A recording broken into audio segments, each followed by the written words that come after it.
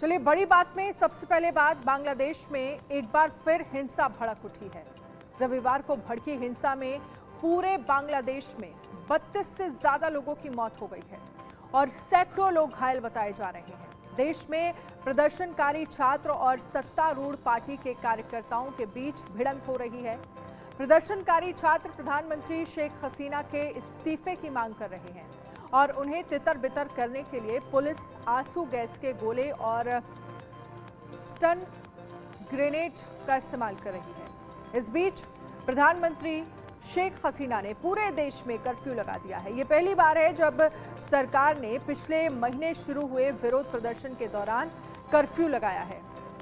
बांग्लादेश में छात्र सरकारी नौकरियों के लिए कोटा सिस्टम को खत्म करने की मांग को लेकर 1 महीने से भी ज्यादा वक्त से विरोध प्रदर्शन कर रहे हैं। इस आंदोलन में अब तक 200 से ज्यादा लोगों की मौत हो चुकी है। प्रदर्शनकारियों ने ढाका में ही पुलिस के साथ धक्का मुक्की की और पब्लिक प्रॉपर्टी को नुकसान पहुंचाने की कोशिश की, जिसके बाद एक्शन लिया गया। अब प्रदर्शनकारियों ने टैक्स और बिल ना भरने की अपील की है। ढाका में प्रदर्शनकारियों ने दुकानों और ऑफिसों पर भी हमला किया है। साथ ही मेडिकल कॉलेज और अस्पतालों पर भी अटैक की खबरें हैं। ढाका के उत्तर इलाके में देसी बॉम्ब और गोलियों की आवाज सुने जाने की भी खबरें हैं।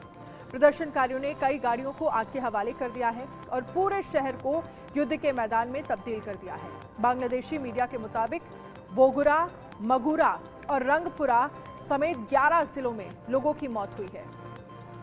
प्रदर्शनकारियों ने सरकारी नौकरियों में 30% कोटा स्वतंत्रता संग्राम सेनानियों के परिवारों के लिए फिक्स किया था, जिसका विरोध जो है वो शुरू हुआ है।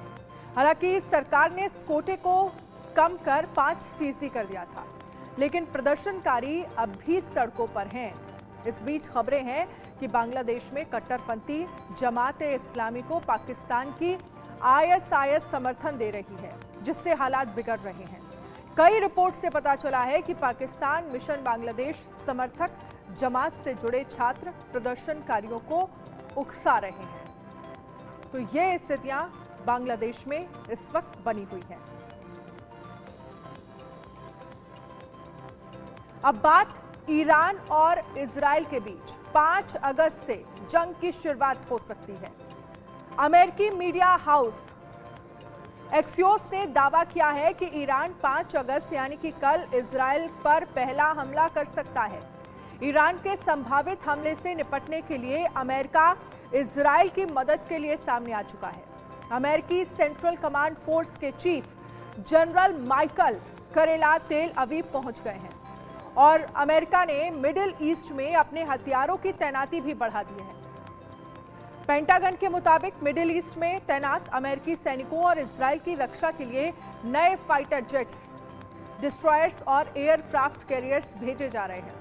अमेरिका ने वादा किया है कि वो इजराइल की हिफाजत जरूर करेगा। दरअसल ईरान का कहना है कि हमास के पॉलिटिकल चीफ हानिये को शॉर्ट रेंज मिसाइल फायर करके मार गिराया गया था। इस मिसाइल में 7 किलो विस्फोटक लदा हुआ था। ईरान ने हानिये की मौत को एक आतंकी घटना बताया है। ईरान का दावा है कि मिसाइल हमला इजराइल ने कराया है। अमेरिकी सरकार ने भी इसे सपोर्ट किया है। दावा किया गया है कि हानिये जिस गेस्ट हाउस में रुका था उसके बाहर से ही यह ऑपरेशन चलाया गया। ईरान ने हमास चीफ हानिये को शहीद कहा है और यह भी कहा है कि इजराइल को इसकी सख्त सजा मिलेगी। ईरान रेवोल्यूशनरी गार्ड्स ने कहा है कि सही वक्त पर सही जगह पर हमला कर बदला लिया जाएगा। हालांकि इजराइल ने अब तक चुप्पी साध रखी है और कोई बयान इस मामले को लेकर नहीं दिया है। इधर अमेरिका ने कहा है कि उन्हें ईरान में होने वाले हमले की कोई जानकारी नहीं थी। हानिये की मौत के बाद पूरे मिडिल ईस्ट में तनाव बढ़ा हुआ है। हिजबुल्लाह चीफ हसन नसरुल्लाह ने इजराइल से बदला लेने की बात कही है। उसने कहा है कि आने वाले दिनों में इजराइल के लोग खून के आंसू रोएंगे।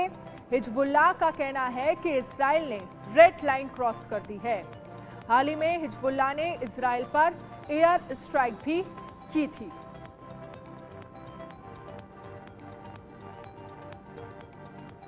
अब बात लेबनान की राजधानी बेरूत में अमेरिकी एम्बेसी ने कहा है कि अमेरिका जाने वाली कई उड़ानें रद्द हो गई हैं, लेकिन लेबनान छोड़ने के ऑप्शन अब भी हैं। अमेरिका के लोग जल्द से जल्द लेबनान छोड़ दें, उन्हें लेबनान से बाहर जाने का जो भी टिकट मिले उसे खरीदें और लेबनान से निकल जाएं। वहीं ब्रिटिश विदेश मंत्री डेविड लेमी ने भी ब्रिटिश नागरिकों से लेबनान छोड़ने के लिए कहा है। लेमी ने कहा है कि ब्रिटेन के लोग जल्द लेबनान से निकल जाएं। ब्रिटेन का कहना है कि लेबनान में तनाव ज्यादा है और स्थिति कभी भी बिगड़ सकती है। भारत और ऑस्ट्रेलिया पहले ही अपने देश के लोगों से लेबनान छोड़ने के लिए कह चुका है। इजराइल और लेबनान में तनाव की वजह हाल ही में ईरान की राजधानी तेहरान में हमास के चीफ इस्माइल हानिये की मौत को बताया जा रहा है। ईरान का मानना है कि हमास चीफ को इजराइल ने मारा है और इस हमले में अमेरिका भी शामिल था। एक्सपर्ट्स का मानना है कि ईरान और इजराइल के बीच जंग हो सकती है। लेबनान में सक्रिय हिजबुल्लाह संगठन भी ईरान का समर्थक है। इजराइल और लेबनान के बीच भी जंग चल रही है। 30 जुलाई को इजराइल ने लेबनान की राजधानी बेरूत में एयर स्ट्राइक की थी। इसमें हिजबुल्लाह का कमांडर हज मोहसिन उर्फ फुआद शुकर मारा गया था। इस हमले के अगले दिन ही तेहरान में हमास हानिये की मौत हुई थी। 24 घंटे के अंदर इजराइल के 2 दुश्मनों की मौत हुई। मीडिया रिपोर्ट्स के मुताबिक इजराइल हमास के बीच 7 अक्टूबर 2023 से शुरू हुई जंग के सीज फायर एग्रीमेंट में भी देरी हो सकती है। इसीलिए पूरे मिडिल ईस्ट में तनाव जो है वो बढ़ा हुआ है।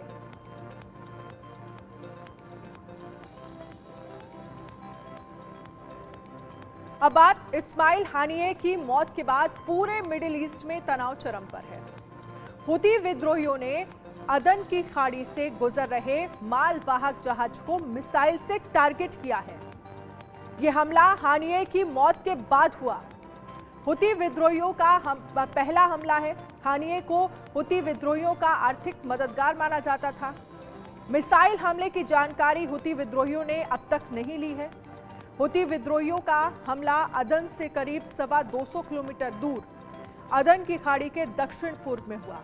इसी जगह पर पहले भी हुती विद्रोही जहाजों को टारगेट करते रहे हैं। ब्रिटिश सेना के United Kingdom maritime trade operation centres के मुताबिक हुतियों के हमले में जहाज को ज्यादा नुकसान नहीं हुआ है। यह भी कहा गया है कि इस हमले में ना तो जहाज पर कोई आग लगी और ना ही कोई तेल रिसाव हुआ। जिस जहाज को टारगेट किया गया उस पर लाइबेरिया का झंडा लगा हुआ था और जहाज का नाम ग्रोटन बताया जा रहा है।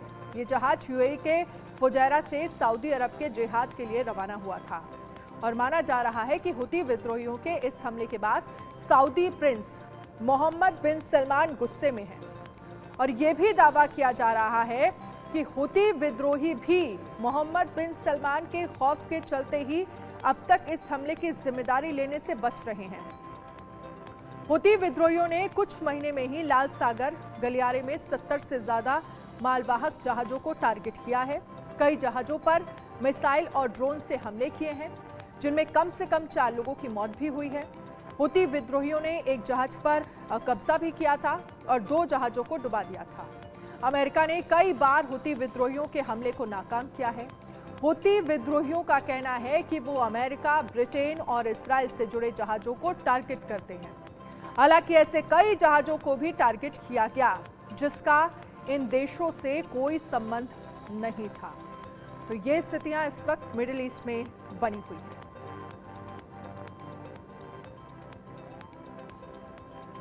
अब बात साइबर स्कैमर्स और अटैकर्स लोगों को शिकार बनाने के लिए नई तरकीबों का इस्तेमाल कर रही हैं।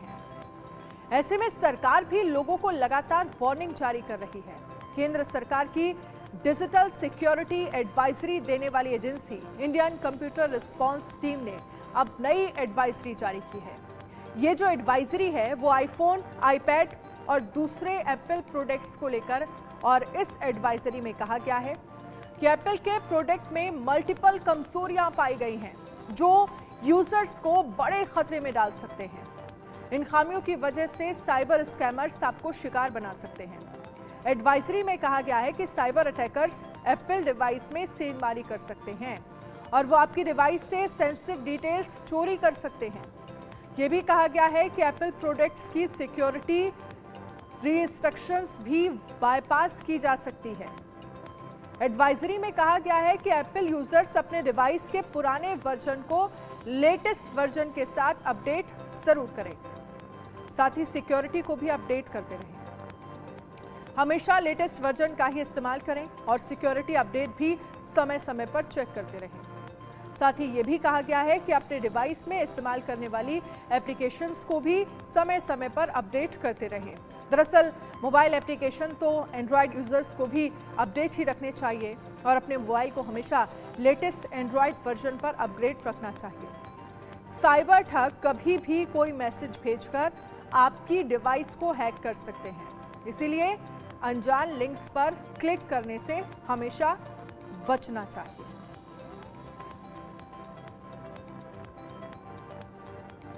अब बात स्वतंत्रता दिवस करीब है और दिल्ली एनसीआर में चाइनीज मांझे की बिक्री को रोकने के लिए कोशिशें की जा रही हैं। चाइनीज मांझा बेहद खतरनाक होता है, अक्सर लोगों की गर्दन कटने की घटनाएं भी सामने आती हैं। अब दिल्ली पुलिस की क्राइम ब्रांच ने चाइनीज मांझे के खिलाफ बड़ा अभियान छेड़ा है। दिल्ली पुलिस ने रोहिणी इलाके से चाइनीज मांझे के 11,000 से ज्यादा रोल जब्त किए हैं। चाइनीज मांझा रखने और बेचने के आरोपी प्रेमचंद को अरेस्ट भी किया गया है। आरोपी ने गोदाम में मांझे के रोल छुपाकर रखे हुए थे। दरअसल पतंगबाज आसमान में अपनी पतंग की डोर को मजबूत बनाने के लिए चाइनीज मांझे का इस्तेमाल करते हैं। पतंगबाजों के बीच चाइनीज मांझे की अच्छी मांग होने के चलते ही बैन के बावजूद दुकानदार ये मांझा बेचते हैं। चाइनीज मांझा दोपहिया वाहन सवारों के साथ ही पक्षियों के लिए भी बेहद खतरनाक होता है। पुलिस टीम को सूचना मिली थी कि नाहरपुर बाजार में चाइनीज मांझा बेचा जा रहा है। पुलिस ने छापेमारी की और चाइनीज मांझे के 4 कार्टन जब्त कर लिए। ये सभी कार्टन एक टेम्पो में रखकर लाए गए थे, जिसके बाद पुलिस ने गोदाम में छापेमारी की और वहां से बड़ी संख्या में चाइनीज मांझे के कार्टन बरामद किए। दिल्ली पुलिस ने आम लोगों से भी अपील की है कि वो पतंग उड़ाते समय चाइनीज मांझे का इस्तेमाल ना करें। पुलिस ने कहा है कि चाइनीज मांझा सिंथेटिक होता है और इसमें इंसानों की जान भी जा सकती है। पुलिस ने यह भी कहा है कि कोई भी शख्स यदि चाइनीज मांझे से पतंग उड़ाता हुआ मिला तो उसके खिलाफ भी सख्त एक्शन लिया जाएगा। हमने देखा है 15 अगस्त के वक्त पतंगबाजी होती है दिल्ली और तमाम जगहों पर, ऐसे में चाइनीज मांझे का इस्तेमाल ना किया जाए, इस पर खास फोकस किया जा रहा है।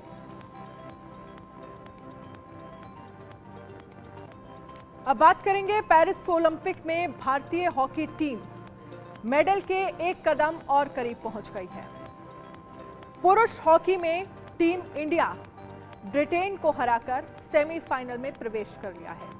क्वार्टर फाइनल मुकाबले का फैसला पेनल्टी शूटआउट से हुआ। फुल टाइम तक दोनों टीमें 1-1 से बराबरी कर रही थी, जिसके बाद मुकाबला पेनल्टी शूटआउट में गया। भारत के गोलकीपर श्रीजेश ने पेनल्टी शूटआउट में अपने हुनर और एक्सपीरियंस का लोहा मनवाया और इंग्लैंड के तीसरे और चौथे स्ट्रोक को गोल में पहुंचने से रोक दिया। वहीं भारतीय खिलाड़ियों ने लगातार 4 पेनल्टी स्ट्रोक सटीक किए, जीत अपने नाम कर ली। पेनल्टी शूटआउट में भारत को क्वार्टर फाइनल में 4-2 से जीत मिली है। भारत के लिए यह जीत इसलिए भी खास है क्योंकि दूसरे क्वार्टर की शुरुआत में ही भारत को एक रेड कार्ड मिला और फिर भारतीय टीम ने अगले 43 मिनट का खेल सिर्फ 10 खिलाड़ियों से खेला। भारत की जीत में डिफेंडर्स का अहम योगदान रहा। मैच के ज्यादातर वक्त गेंद जो है वो इंग्लैंड के खिलाड़ियों के कब्जे में रही, लेकिन इंग्लैंड के खिलाड़ी भारतीय सुरक्षा पंक्ति को भेदने में नाकाम रहे। दरअसल भारत के डिफेंडर अमित रोहिदास को मैच के दौरान रेड कार्ड मिला था और वो मैच से बाहर हो गए थे। हालांकि अंपायर का फैसला विवादों में है और पूर्व भारतीय हॉकी खिलाड़ी जुगराज सिंह ने कहा है कि उस फाउल के लिए येलो कार्ड देना ही काफी था। अब भारतीय हॉकी टीम सेमीफाइनल में पहुंच गई है और सेमीफाइनल में जीत के साथ ही भारतीय टीम कम से कम सिल्वर मेडल की हकदार हो जाएगी। यदि भारत सेमीफाइनल में हार जाता है तो उसे ब्रॉन्ज मेडल के लिए एक मुकाबला और खेलना होगा। भारतीय गोलकीपर पीआर श्रीजेश की बात करें तो ये उनका आखिरी ओलंपिक है। कुछ दिन पहले ही श्रीजेश ने कहा था कि वो आखिरी इंटरनेशनल टूर्नामेंट खेल रहे हैं। पेरिस ओलंपिक में भारतीय हॉकी के प्रदर्शन की बात करें तो भारत को सिर्फ बेल्जियम से हार मिली, जबकि अर्जेंटीना से भारत ने ड्रॉ खेला था। इसी टूर्नामेंट में भारत ने 52 साल बाद ओलंपिक में ऑस्ट्रेलिया को शिकस्त दी थी।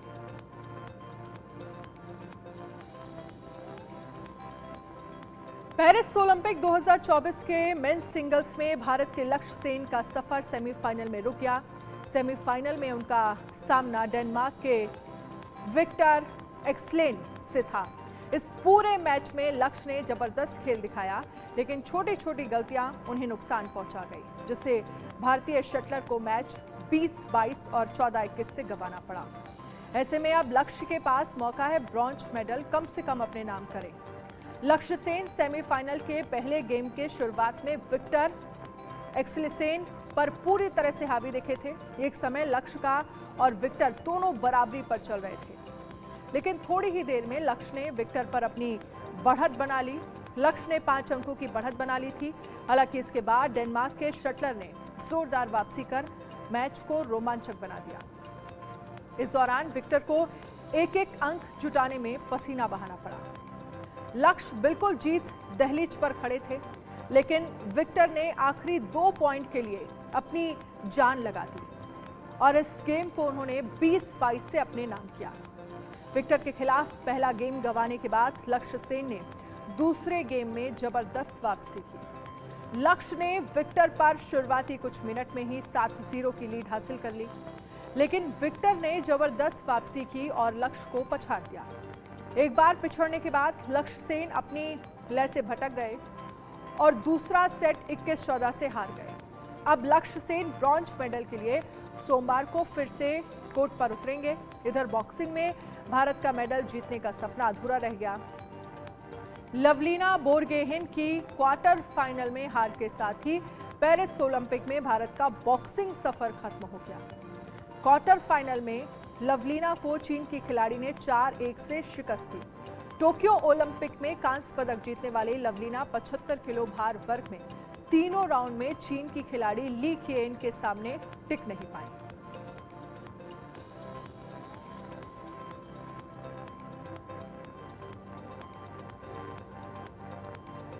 अक्सर ऐसा देखा जाता है कि लोग अपनी कार या बाइक कहीं भी खड़ी कर देते हैं।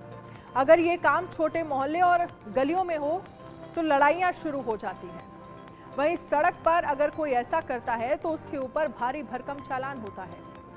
हालांकि कई बार लोग जल्दबाजी में अपनी गाड़ी को खड़ी करके चले जाते हैं, जिसके लिए उन्हें 500 या 1000 रुपए का चालान देना पड़ता है। हालांकि इन दिनों जो मामला सामने आया है उसमें एक शख्स को कथित तौर पर 5 मिनट के नियम के लिए 11,000 पाउंड यानी 11,80,465 रुपए का जुर्माना लगाया गया है, जबकि उनके पास इसका परमिट मौजूद था। ये चौंकाने वाला मामला काउंटी डरहम के डार्लिंगटन का है। यहां रहने वाले हन्ना रॉबिन्स ने नियमित रूप से फिथम्स लीजर सेंटर में पार्क करती, लेकिन पिछले दिनों जब उन्होंने अपनी गाड़ी पार्क की तो उन्हें इसके लिए तगड़ा जुर्माना भुगतना पड़ा। दरअसल यहां गाड़ी खड़ी करने के बाद आपको 5 मिनट के भीतर पार्किंग टिकट लेना होता था। अगर आपने ऐसा नहीं किया तो आपके ऊपर फौरन ही चालान हो जाता है। यह नियम यूके की एक्सेल पार्किंग सर्विसेज की ओर से लोगों को इधर उधर घूमने से रोकने के लिए बनाया गया था। अब इसी नियम के चलते हन्ना को 11 लाख रुपए जुर्माना लगा, क्योंकि रॉबिन्सन ने 67 जुर्माने जमा किए हैं, जिसमें से प्रत्येक का मूल्य लगभग 170 पाउंड यानी 18,000 रुपए है। इस पर हन्ना ने कहा है कि वो हर बार बिल पे किया करती थी।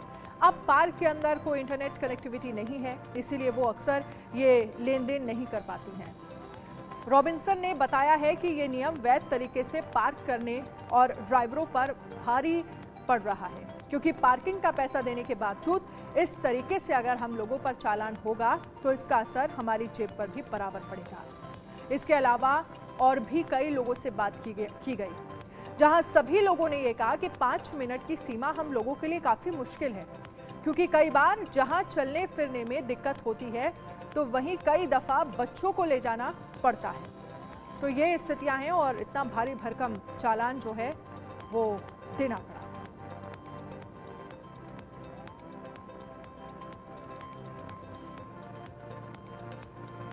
कई बार ऐसा देखा जाता है कि लोगों को ऐसी बीमारी हो जाती है जिसे देखने के बाद डॉक्टर भी शॉक्ड रह जाते हैं, क्योंकि उन्हें भी ऐसी बीमारियों के बारे में अच्छे से नहीं पता होता। ऐसा ही एक शख्स की बीमारी इन दिनों लोगों के बीच चर्चा में है, जिसके इलाज के लिए उन्हें 25 मिनट मौत का सामना करना पड़ा। इस केस में हैरानी की बात तो यह थी कि इसके बारे में उसे कभी पता ही नहीं था। इसकी सच्चाई जब दुनिया के सामने आई तो वो काफी ज्यादा हैरान रह गया। 20 साल के चार्ली विसेंट को अमेरिका की यात्रा के दौरान सनबर्न हो गया और उसे इतनी जलन होने लगी कि उसे अस्पताल ले जाया गया, जहां उसे 25 मिनट के लिए मौत का सामना करना पड़ा। लेकिन डॉक्टरों की मेहनत ने उसे बचा लिया। डॉक्टरों ने बताया कि जब वो चार्ली का इलाज कर रहे थे तो उन्हें फेफड़ों पर निमोनिया के पैच दिखा, और जब वो इसका इलाज कर रहे थे तो उसे शॉक कार्डियक अरेस्ट हुआ और उसे छोटा सा स्ट्रोक आया, जिस कारण 25 मिनट के लिए उसकी मौत हो गई, क्योंकि इस दौरान उसकी धड़कनें जो हैं वो रुक गई थी। हालांकि चार्ली ने सर्जरी के बाद भी 1 सप्ताह कोमा में बिताया। डॉक्टर की माने तो चार्ली को जन्म से ही खतरनाक हृदय संबंधी समस्या थी, जिसे कार्डियोमेगाली के रूप में जाना जाता है।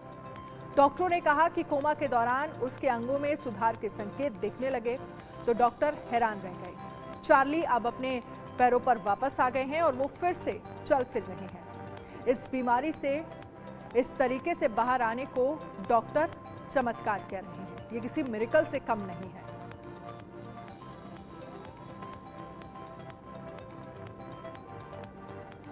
और अब बात नीट पेपर लीक की।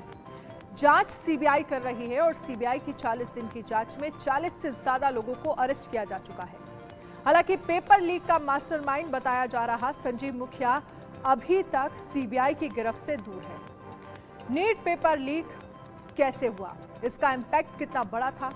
नीट पेपर क्या सिर्फ पटना और हजारीबाग तक ही सीमित था, या फिर संजीव मुखिया ने इसे देश के कुछ दूसरे हिस्सों में भी पहुंचाया था?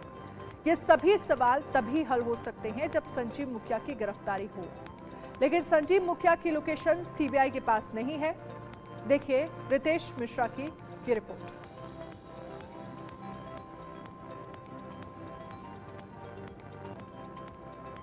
जी हां, हम बात कर रहे हैं नीट पेपर लीक मामले की। यानी सीबीआई को तकरीबन 40 दिन हो गए हैं ईओयू से इस मामले को हैंडओवर लिए हुए। और इस 40 दिन की अगर बात करें तो इन 40 दिनों में तकरीबन 41 आरोपियों को सीबीआई ने देश के अलग अलग राज्यों, अलग अलग शहरों से गिरफ्तार किया है। लेकिन सबसे बड़ा सवाल है कि जो किंगपिन है, जो मास्टरमाइंड है, जिसने इस पूरी साजिश का ताना बाना बुना, यानी संजीव मुखिया, आखिर सीबीआई उस तक क्यों नहीं पहुंच पा रही है? ये एक बड़ा सवाल है। और इन 40 दिनों में बड़े बड़े खुलासे हुए, चाहे वो पटना का लर्न प्ले स्कूल हो, सिकंदर यादवेंदु की गिरफ्तारी हो, अमित आनंद की संलिप्तता हो, हजारीबाग का ओएसिस स्कूल हो, धनबाद से बंटी की गिरफ्तारी हो, राजस्थान के भिलवाड़ा भरतपुर से मेडिकल स्टूडेंट्स की गिरफ्तारी हो, इसके अलावा पटना एम्स की संलिप्तता हो, इसके अलावा रांची के एक मेडिकल कॉलेज की छात्रा की गिरफ्तारी हो।